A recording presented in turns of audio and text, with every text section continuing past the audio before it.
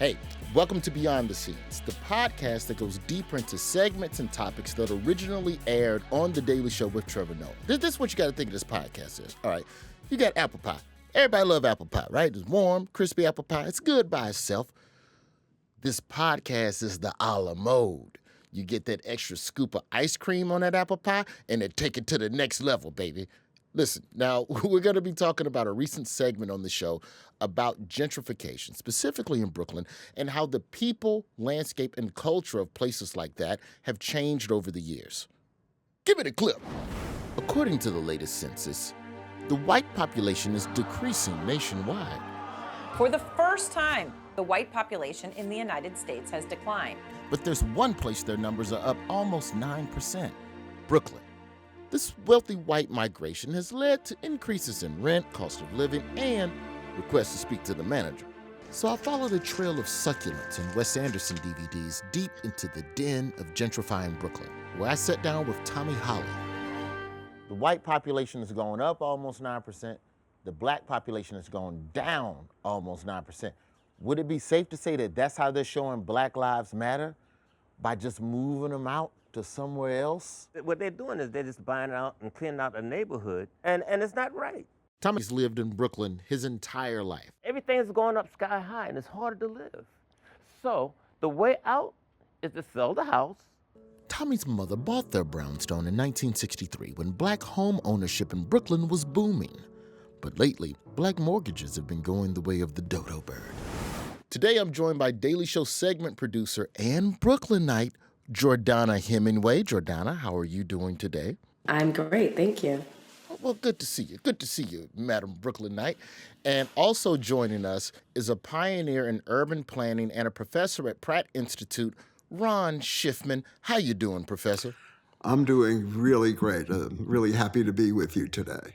Well, we appreciate you for helping us break down this very, very difficult topic. You know, Jordana, let's start with you. The thing that I've always loved about The Daily Show is that everybody has the freedom to pitch. It's not set up in some structured system where you do not pitch, you only produce what is pitched. It's like, no.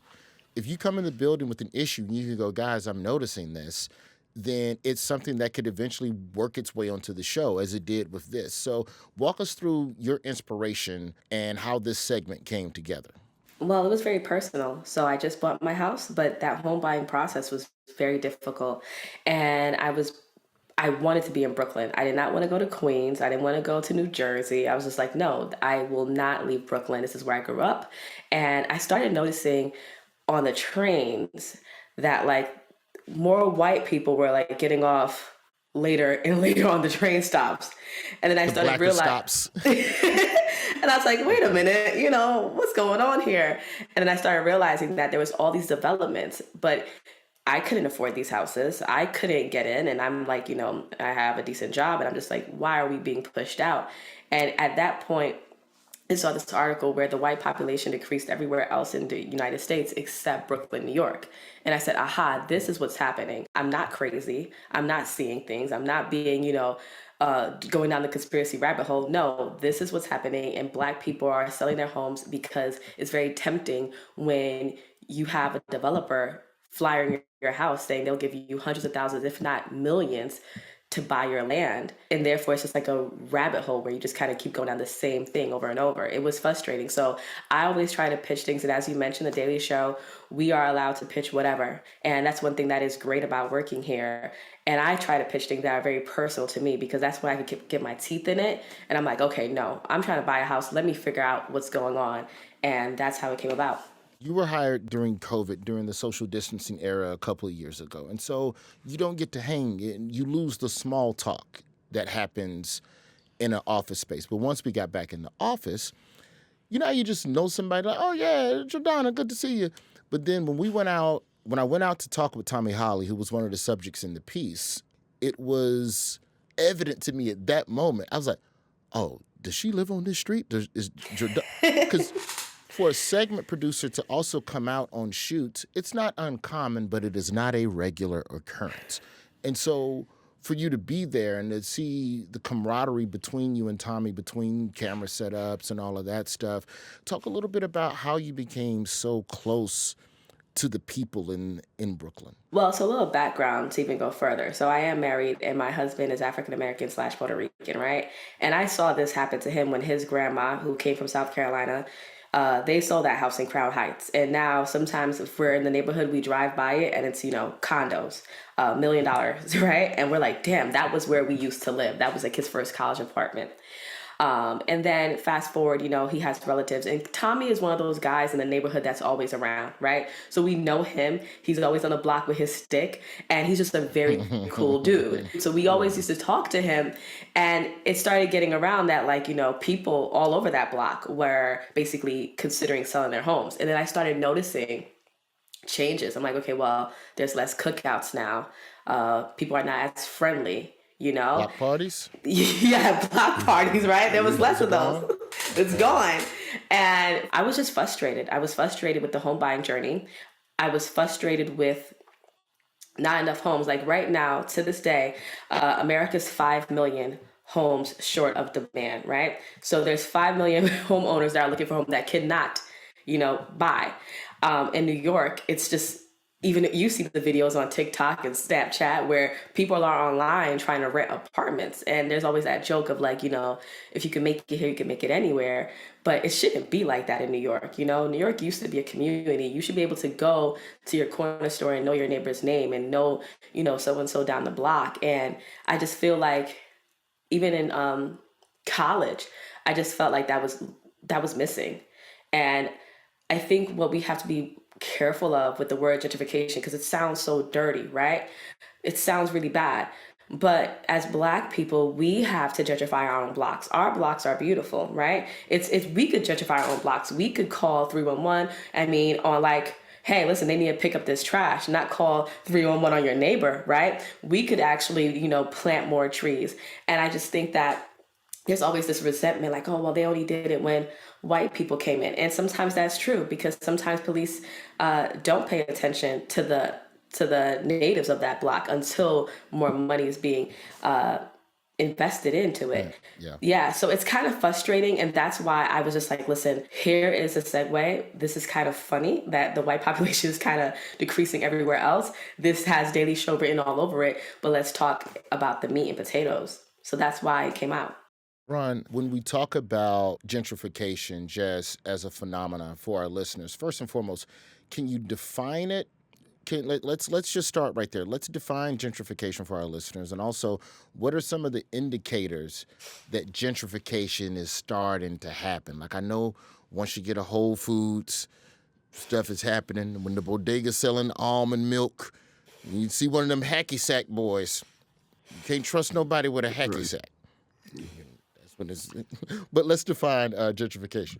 What gentrification means to me is when one group of people begin to move in, particularly white people, begin to move into a neighborhood and displace people, displace jobs, and displace culture.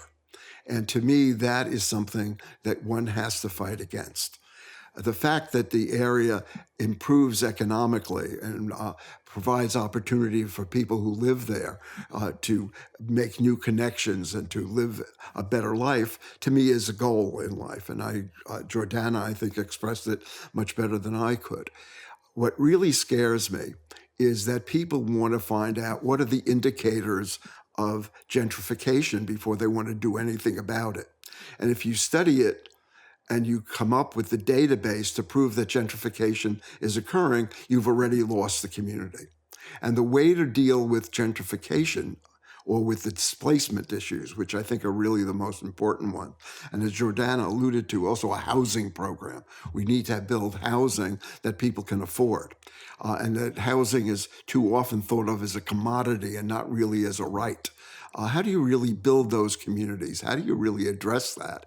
Well, the way to know that your area is gentrifying is to talk to the people there, is to see what's going on the streets, to go to the supermarkets and the storefronts and the commercial strips, and to see how it breathes. And when I go through neighborhoods, whether it's Bushwick or Red Hook or others, it's palpable that change is taking place. People are afraid. People are afraid. In Bushwick, we were working with a team of people, Make the Road, a number of years ago, a really great group that organizes, that engages new immigrant populations in the everyday life of the city. And people didn't want to see the parks improved. They were afraid that if they got a better park, if they had safer streets and better schools, that they wouldn't live there anymore, that it would be for somebody else. And that is a condition that we can't accept. We have to arrive at a point where people can improve the quality of their neighborhood and have the choice to stay, not be pushed out for economic reasons. In many ways, and a friend of mine by the name of Carl Anthony from the West Coast talks about it, it's almost like getting on a bus years ago. When a white person walks on the bus, the black person has to leave or give up their seat. And that's what gentrification has been doing as a dynamic. And what we've got to do is do exactly what you guys did.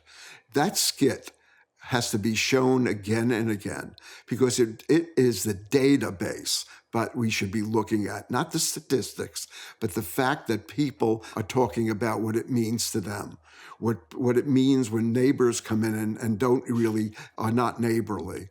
That skit was dynamite, and I think it really, I'm being very serious, and we shouldn't be so serious, but this is a serious topic. We really have to begin to talk about housing, and housing is a human right. How do we finance it? How do we make sure it's available so that my kids don't have to compete with your kids or displace you or your neighbor, so that we can all live together somehow? And I think that's the real struggle. And if you use a humor as a basis for making this issue and making it an issue that people understand, I think it's really important. And the deep dive into this, I think, is really extremely helpful. And I really want to raise a glass and toast you guys for doing it. Thank you. Thank you so much for that. You hear that, Trevor Noah? He just said to give us a raise. Give us a raise. Yeah, give them a raise.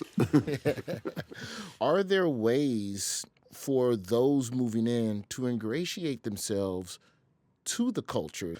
There was a young man, I can't remember his name, Jordana, but there was a young white guy in his early 20s who lost a job after moving to New York and walking around the neighborhood and making fun of the bodegas, not realizing that he was in a food desert. He was making a video complaining that there were no grocery stores. And every time he Googled a grocery store, Google sent him to a bodega. And he was just completely unaware that where you've chosen to live for so long has marginalized the community. Okay, so I just moved to New York and I'm trying to go grocery shopping. And so I type in like grocery stores on my Apple Maps. And like every one I go to, like I'm walking too, like they're like this or like this. Like, bro, that's not a grocery store. Like I'm trying to get like eggs, yogurt, like cheese, like like that, right? Like where are the Krogers and like the Whole Foods at? Is there a way to educate people so that they don't come in and be disrespectful? Or is their presence in a way inherently net negative for the neighborhood? I'll say right now, I don't think that guy should deserve to get fired, right? I think he deserved to get educated. I think that he didn't know. I think a lot of people from, the Midwest, the South, everybody comes to New York and is just like... Which is where he was from. Keep going, yeah. And they're like, wait a minute, where's my Publix? We don't got that. We got Carlos Bodega, Mm-hmm. And another thing we kind of touched on the piece, and I kind of feel like it matters in this point, is sometimes gentrification is not necessarily a race thing either, right?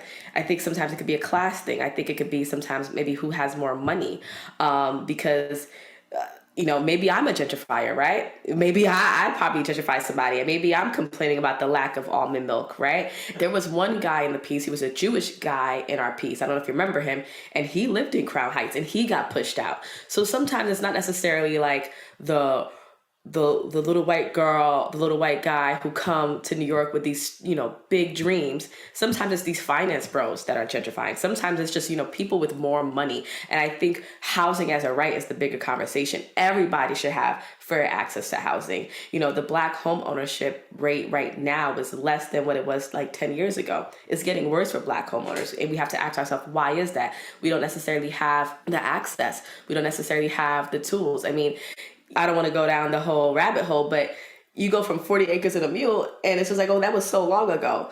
Real estate is the greatest transfer of wealth there is to mankind, right? Like every generation, right? If you have real estate, your family is just set up for better. You know what I mean? And there's no, it is what it is. If you have some land, you could leverage that. You could borrow against it. You could, housing you need, housing and transportation you need.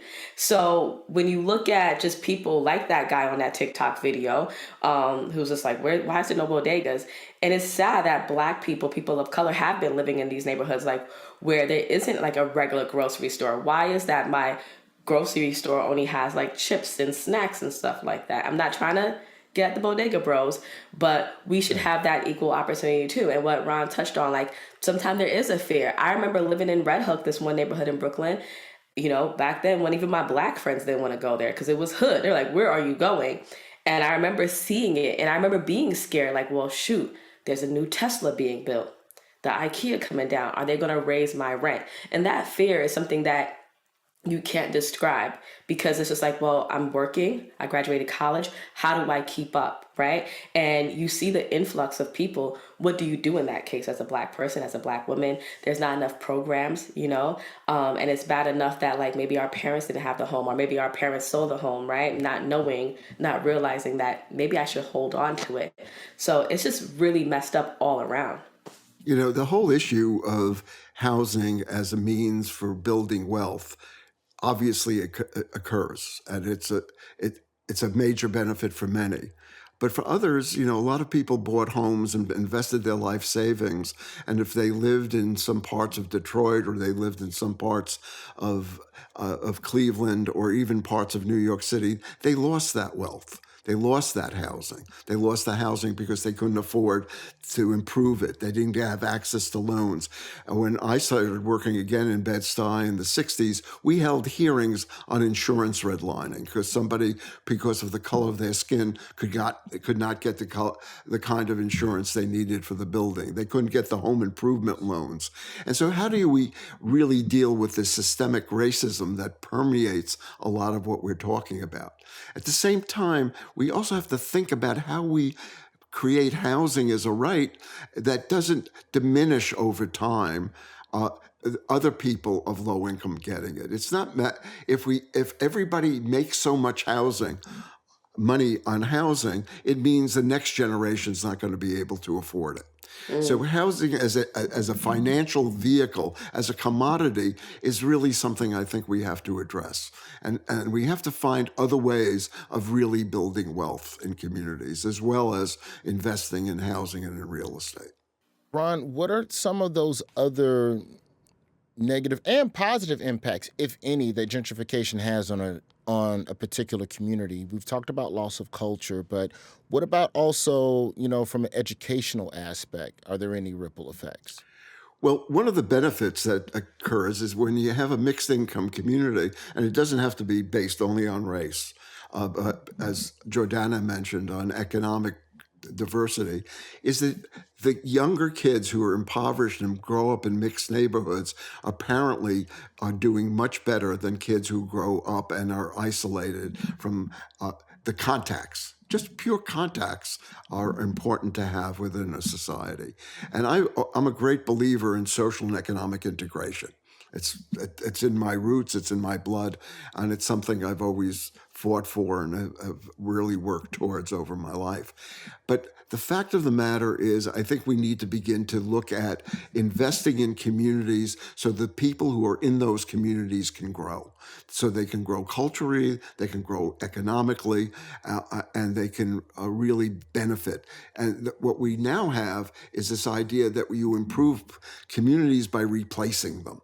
So we now have to start thinking about providing the best education for kids wherever they are. We have to make sure that what we're doing is we're providing opportunities for people to access all of the mechanisms that they need in order to get housing, the technical expertise, the initial financing, the ability to stay within their own homes if they have some economic difficulty. A home is more than just the four walls. It's the people who are in the neighborhood, the person you can call who can take care of your kids if you have an emergency, you have to go off somewhere. It's the churches, it's the networks, it's the friendships. And how do we really begin to value that? I think what we need to do is really develop a universal housing program that everybody has the right to a house. Everybody has a right to a house in a community that provides them with education and health. You know, what we do often as professionals is we go into a community and we ask them, what's more important, education or housing or health? Well, you know, if you're living in the community, you want all of those. And the community should work to doing all of those and weaving those together. So I would argue we need not only comedians, but we need weavers, people who will take these ideas and weave them together to create more viable communities. And the first one is to stop the speculation.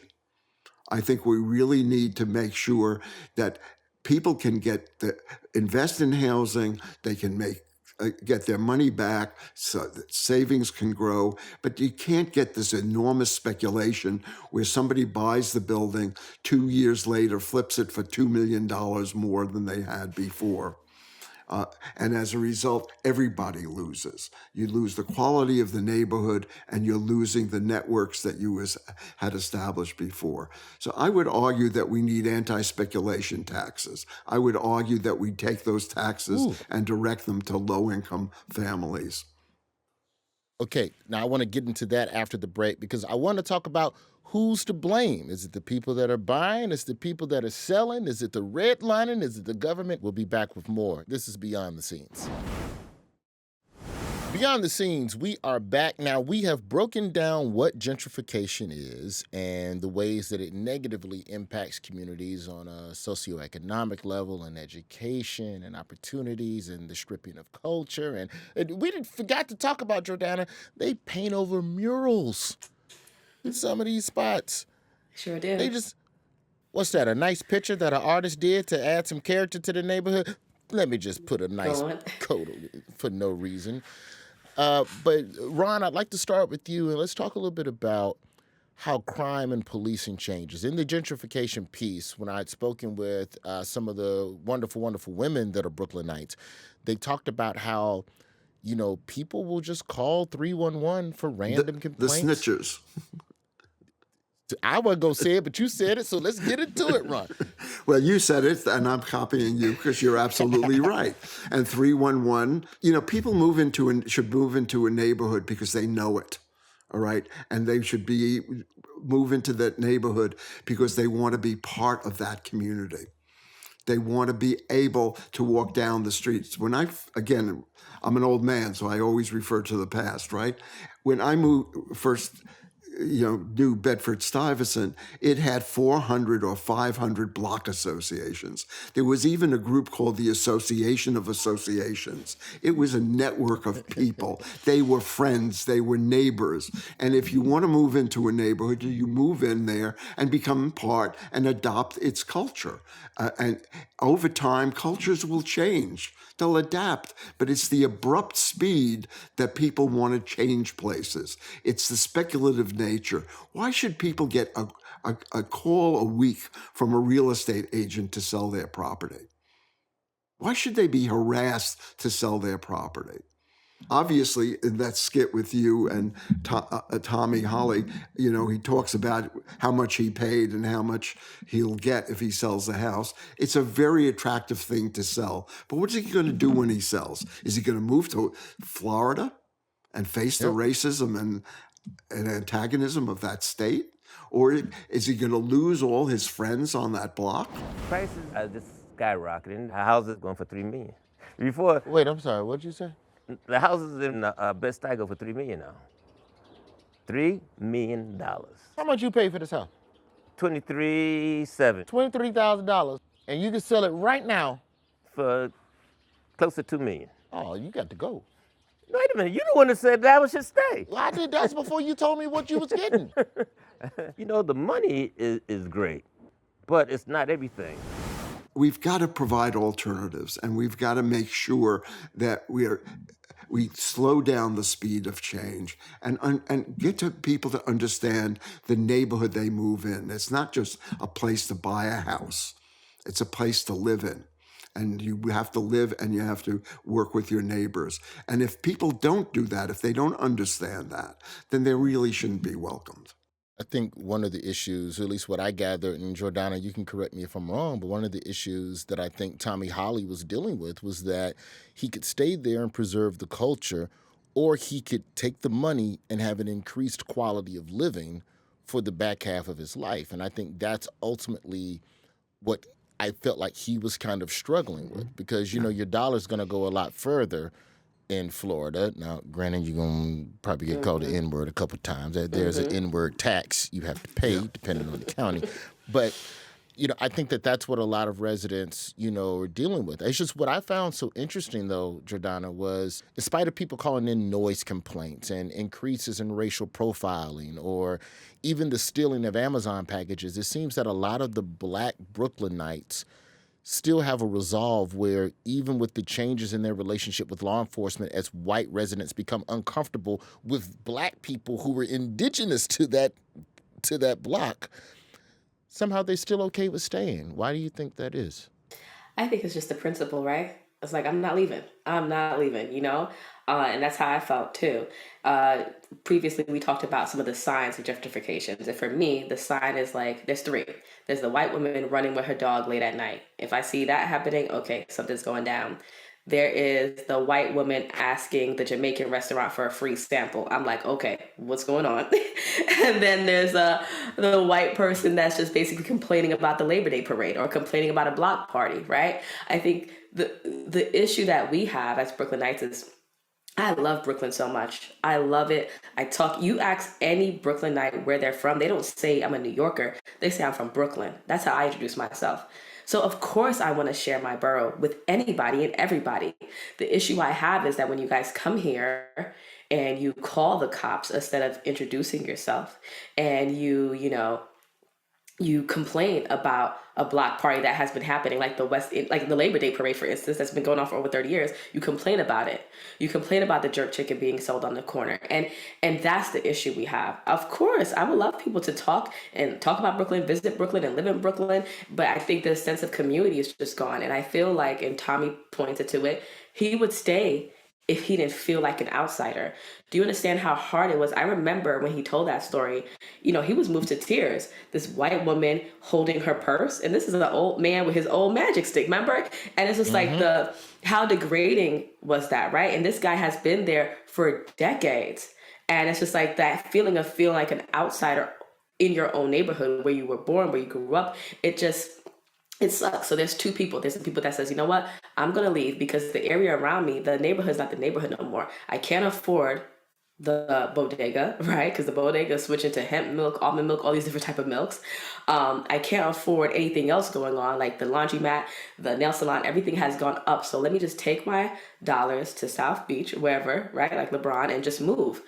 And then there's the people that are like myself that are just really trying to hold on. I think it's so important for Black people in Brooklyn, if you have the might, if you have the will to stay into your homes, because we're losing that. And I think it's just really sad. When I talk about it, I get emotional. When I hear people selling their homes, I'm like, damn, come on, man. What do we got to do? And it's really hard when you have flyering at your house. When, as Ron mentioned, you could be house rich but cash poor. So now how do you maintain your house, right? How do you, upkeep the furnace or the boiler and all that stuff? So it's bigger than just having a house. Having a house is a lot of responsibility, but we need the access. And there's a lot of grant programs that people like to throw around that word. Oh, you could get a grant. Where? Tell me. I would love to know. It's so hard to get some of these programs. And it's unfortunate that the easy way out is leaving. Who has the will to really just fight all the time? It's really hard, but I implore people to try to stay in Brooklyn and try to meet your neighbors. I think white, Spanish, whatever, because even I had to have a moment of reflection where, like, crap, am I a gentrifier? Because I moved into a predominantly Spanish neighborhood, and They play Bad Bunny all times of night. But I'm like, okay, well, I can't call the cops on these people. I don't want to be the person that Tommy and Judith were talking about. So it's like meeting my neighbors, right? Meeting people, going to the community garden and introducing myself, say, hey, you know what? I'm really good at gardening. How can I help out? And I think if people who moved into Brooklyn took that approach versus just moving here, going to their, fancy coffee shops and just treating us like outsiders, we have no problem. I promise you, every Brooklynite loves to boast about Brooklyn. I don't know one Brooklynite that's like, I know. We would love to share it. I just think it's the way, I think Tommy touched on it, or no, Judith did, about integration, right? People from Brooklyn tell you they from Brooklyn when you didn't even ask where they was from. Facts. What would you like to eat? That's for sure. Brooklyn. If you say so. I grew up in the Bronx, and it took it was a psychic change to move to Brooklyn, because Bronxites would never move to Brooklyn in those days. We moved there because we were able to get a house at a very low price, and that was in the 60s. So we've been living there for a long time. And it was when people were leaving the city. The city was losing population. In the 70s, New York City was losing maybe 30,000 apartments a year. It was shrinking. And what saved the city were the community-based organizations and the groups like Bed-Stuy Restoration, the groups in Fort Greene, the groups in Red Hook and all other places that stabilized the neighborhoods, that fought for federal government to stop their what were basically discriminatory lending policies. Changing the FHA to begin to lend money, to stop what was really what were fast foreclosure schemes. You would go into a neighborhood, East New York, for instance, you'd go into that neighborhood, predominantly working class white. Some people were beginning to integrate it. Then all of a sudden, people's racist fears came up. They would hire people to have stage fights in the street. They would then panic. They buy the buildings low. They would then get the federal government to insure them. They'd sell to a Black or Latino family. The next thing they did 6 months later, they would foreclose on that and turn the building over. And a couple of years later, the neighborhood was abandoned. They pitted white racist fears against whites and Blacks. And it really was, and we had to take them to court. We could document that there were places that were basically using government programs and manipulating them for these fast foreclosure schemes. To that point, Ron, then this sounds like gentrification to a degree is something of a bunch of different entities all working in concert. So if that is true, who is the real villain of gentrification? Like, what is the root of the problem contributing to it? Because we talk about the commodification of housing. You have real estate developers that are predatory. Airbnb is a big issue as well. You got everybody wanting to flip a house because they don't watch 2 shows in a row on HGTV or whatever. So, is it the government? Is it the developers? Or is it the homeowners? Because, Bloomberg and, there've been policies and redlining that also have helped as well to contribute to this issue. So is there any one specific smoking gun? There isn't one specific smoking gun, but there is a whole network of systemic racist policies that have come to play an ongoing role, whether or not people are doing it willingly or unwillingly. The systems still persist, and you still have real estate agents that are involved in racial steering. You'll be sent to one neighborhood, I'll be sent to another neighborhood. We've got to begin to monitor those quickly. A lot of this is because government turns a blind eye to it today. We need a city planning commission. We need a development entity in New York City that is aggressively fostering the healthy development of our communities, looking for a diverse goals of building a diverse multicultural city. And we haven't been doing that of late. What we're doing in some cases is we're going into an area like East New York, all right, and we're building new housing. We're displacing 20 families. We're building 100 units of housing, 25% which will be low income, so that it will, in many ways, accommodate the ones we displaced. But 75% of the building is going to be super wealthy, because in order to provide low-income housing, we're going to need the wealth and the income flow from the upper income families. That kind of inclusionary housing works if you want to build a racially economically integrated community. It doesn't work when you want to build more housing. And what we need to do is say we're no longer going to allow it only to be the private sector, but government has to be committed to a housing policy to meet the needs of every quartile of our population. And we have to start really promoting what really are our healthy communities. Yeah, I mean, I'm gonna just say it right now. I think real estate is just racist, right? Currently in 2022, if I was to get my house appraised and a white person was to sit in this house and get it appraised, they're going to get a better appraisal value. That happened during COVID. There was a Black family that happened to in Seattle. It happens all over the country. So now, not only, let's say you can't buy a house, but then you do the right thing, you save your little money, you get your little FHA loan, you do all the right things. But now when it's time for appraisal, automatically I'm getting less. So we just have to really take a deeper look at real estate and figure out how can we change it, right? How do we get the government involved? How do we speak out? And I really think it's important as a homeowner, as a Black woman, not only just sitting back and just, saying it is what it is. No, we need to hold our local officials accountable. So maybe that means going to and now it's on Zoom, Roy, so you could go and speak up on the meeting and knowing your council member's name and say, okay, well, what are we doing about the trash on this street? What are we doing about the, abandoned building on this street? And really rolling up your sleeves and getting your hands dirty. And when you talk about East New York, I remember when I was looking into the home buying process, I said, you know what? I want to move where there might be a little bit of action. So that means looking up where are they pulling permits? Where are some of these developers going? If you don't want to be you don't want to be a part of the problem, right? So I know I didn't want to be that person that's going to buy a piece of land and make it a luxury building. No, I have ego, I have pride. So I'm like, no, I'm going to plant myself here. I'm going to buy a house in East New York, Cypress Hills area, and I'm not leaving. And I want to be part of that change. And I think sometimes a lot of we just automatically assume, let's go to South Carolina. Let's go to, ATL. I love Wakanda. I love ATL. Don't get me wrong. But there's great stuff for Black people in Brooklyn too. And I just think that we have this automatic, it's way too expensive. Let me just leave. Whereas others are they see the value in Brooklyn. And it's just really hard, and racism is threaded throughout the whole real estate process. The other thing that I want to put on the table is I think we really need to start talking about housing that is rental housing. Not everybody wants to be a homeowner. Not everybody has the ability to be a homeowner.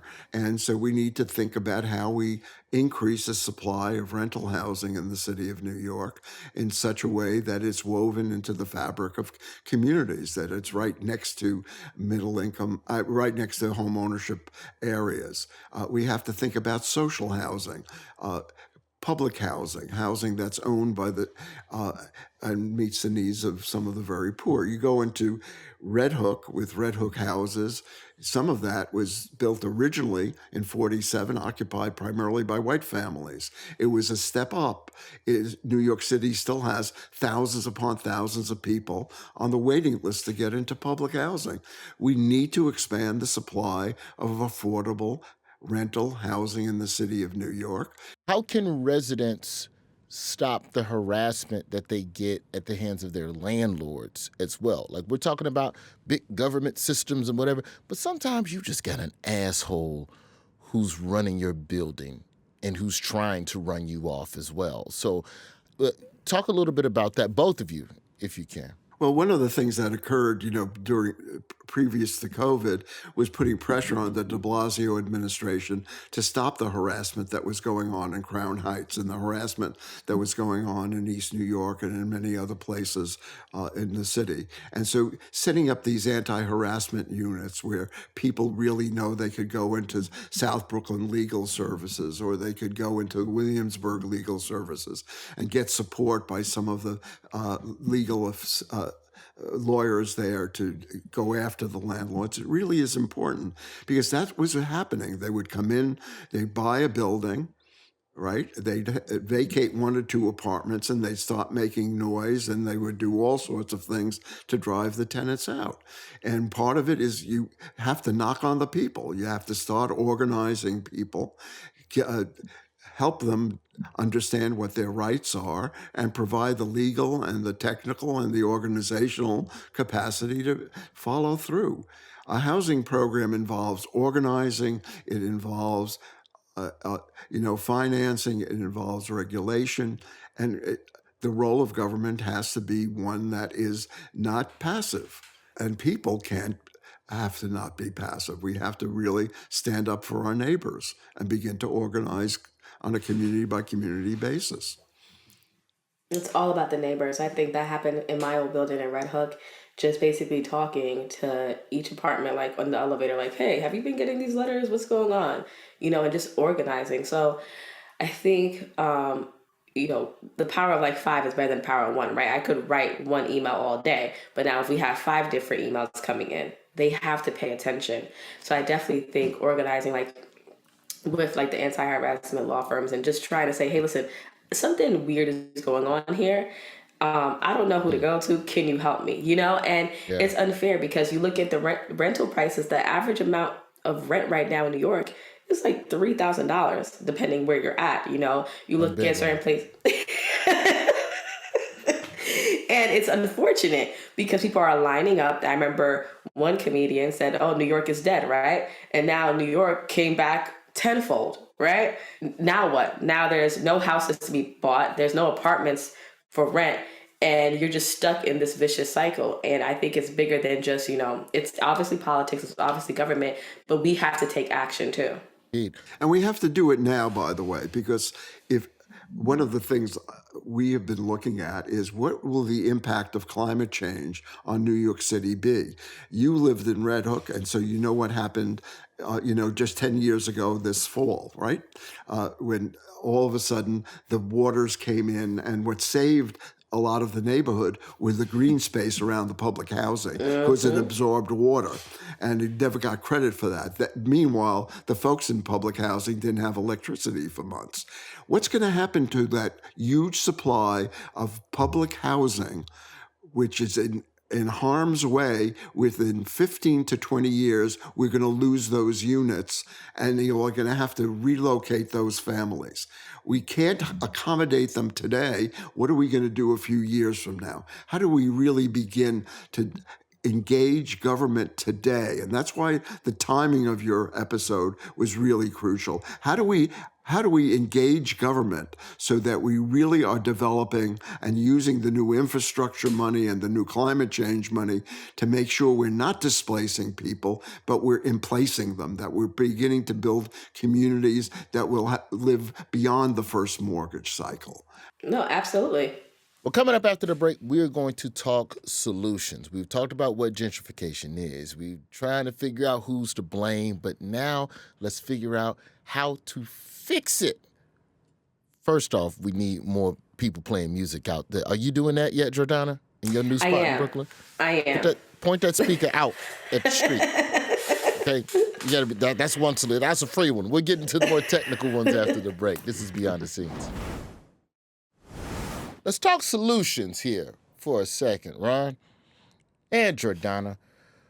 Until we get the policies in place, until we get, everything that you all are talking about in terms of establishing, proper rental properties and proper policies and to stop predatory real estate, corporations and conglomerates from coming in, how can the people who the people who are currently part of these Brooklyn neighborhoods, and not just Brooklyn. Matter of fact, let's open this up to the whole country. Gentrification just ain't a Brooklyn thing. How can people in these neighborhoods help to honor the rich cultural history in the places that they're now, have chosen to be a part of? I think the first thing is to celebrate the places that we all live in. I think what has been going on annually now for a great number of years in Bed-Stuy, where there's an event on Fulton Street near Restoration Plaza, I think is a really important event. There have been similar efforts over the last few years in Red Hook to really bring people together, show them the waterfront, make sure that the groups working on this show and actually parade the diversity and the multiculturalism that exists. I think that really is a major selling point. Let's attract people based on the quality of a neighborhood, not based on really just making money. That shouldn't be what we talk about when we're dealing with housing. I think we really have to start looking at how we take back our neighborhoods and promote them. When you talk about celebration, I think that's the most important thing.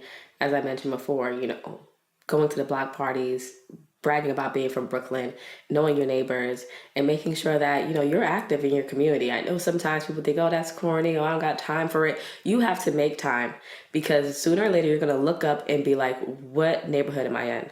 What block am I on? So you have to be on your local official's neck. You have to figure out what permits are being filed. You have to take action in your neighborhood, even if you're not a homeowner, right? Just like renters are equally as important, right? Because you have to say, okay, well, listen, I'm paying, let's say for instance, a 2-family apartment, I'm paying some of your mortgage. So my rights matter too. And I think it's about being active, not being complacent, and really saying, hey, listen, I love it here. How can I make it better, right? I think as Black people especially, we have to be the ones to gentrify our own blocks. I think that we cannot sit back and get mad when other people start seeing the value in our neighborhoods. You can't cry over spilled milk, right? Because even to the point of if you can find the local businesses and support the local businesses, what's wild is that, the bodega guy that we were talking about at the top of the show, he could have made that into a win for himself by just going, there's no grocery store, so I love going to bodegas, and I'm going to go to all the bodegas around me and buy a little bit from all the bodegas, and it would have been one big, hey, support local business, kumbaya. But instead, you got fired.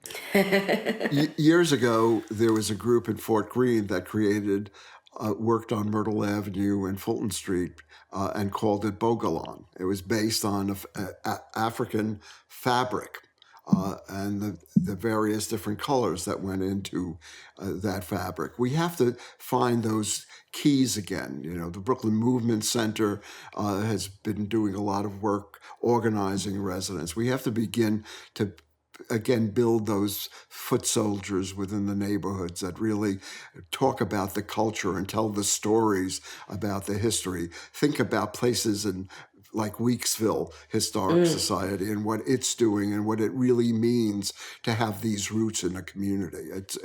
It's something that we really have to embrace and not run away from. And just taking the power of your dollar, right? The Black spending dollar, right? We have to invest into our local businesses also. I make an effort to go to my local hardware store when I know I could easily get it shipped or go to Home Depot correctly. You have to also start circulating that dollar in that community so businesses kind of want to stay, or those mom and pop operations want to be there, and versus selling their bodega versus selling their laundromat, they know they have a loyal customer base versus kind of taking the easy way out and getting your groceries delivered or whatever. Try to save your spending dollar and put it back in the community, because everything affects everything. Right? And people are people. At the basics, we are all human. We want fair housing. We want fair food. We want fair access to housing is a right.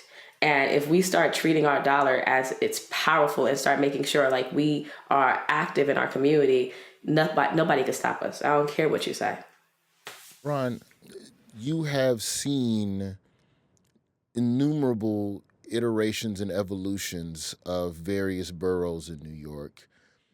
What does the future look like? Let's end on that. What does the future look like? Because, we have people like Jordana and her husband who are going to be there. They ain't leaving. Jordana might mess around, run for city council. What's it called over there? Alderman? I don't know. I don't know what they call it. What do you think these neighborhoods are going to be like in the next 10 to 20 years, Ron? Well, I think we have to change the path we're on.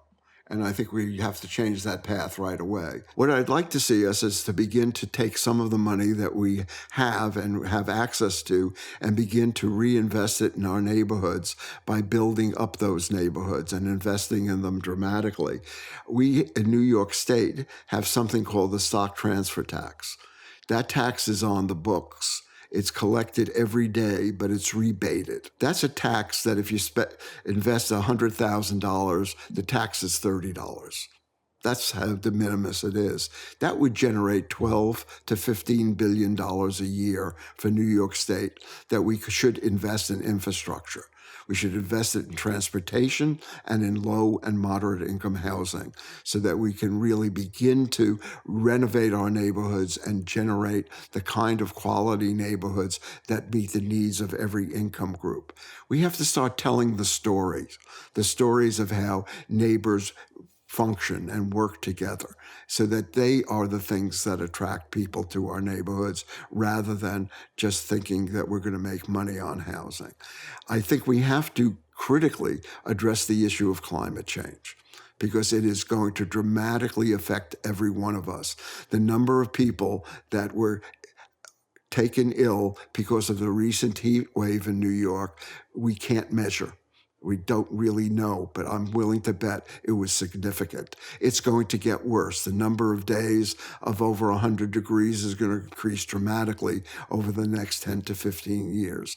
That's a challenge that we have to convert into an opportunity to build stable, viable, livable, multiracial communities within the city of New York. Ones that allow people to build on their own culture and really celebrate the diversity of this city.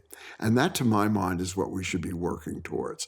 And using the challenges, the money that may be coming from the federal government, the money that we could generate in New York State and use as a model for the nation, the way we did in the 30s, and really begin to think about how we build a post-racial society, how we can really build a multicultural democracy. I think that really is something we have to work on and work towards and invest in. It's just not going to happen unless we change those policies. To your point about climate change, I mean, there was a couple of floods that happened last year and people were dying in basement apartments, right? Flooding, heat, it's getting really bad. I think that housing across New York is just such at a turning point right now. So we definitely have to take action. We definitely have to make sure that we talk to each other and mobilize and say, hey, what can we do to make our living conditions better? Because as you touched on, it's a right. I think housing is a right that some people find it so unattainable, but it's yours. And I think the other thing too is just like, stop changing the names of the neighborhoods. That's one thing that really ticks me off. Like when you guys come here, I don't want it, like even South Bronx, it's now Sobro, Bedford-Stuyvesant Heights. Like from the inception of the time you guys come, it's like, oh, I don't want to call it Bed-Stuy no more. Well, no, it's Bed-Stuy. Respect the neighborhood and stop with all the acronyms. Well, I think that's as good a place to end. And she is a wonderful, wonderful, proud Brooklynite. Jordana, thank you for going beyond the scenes. And Ron, thank you for everything that you have contributed to preserving culture and building culture and making sure that people respect culture. Thank you all both for going beyond the scenes with us. Well, thank you for what you're doing. Thank you, I just try to crack the jokes. You guys do the real work.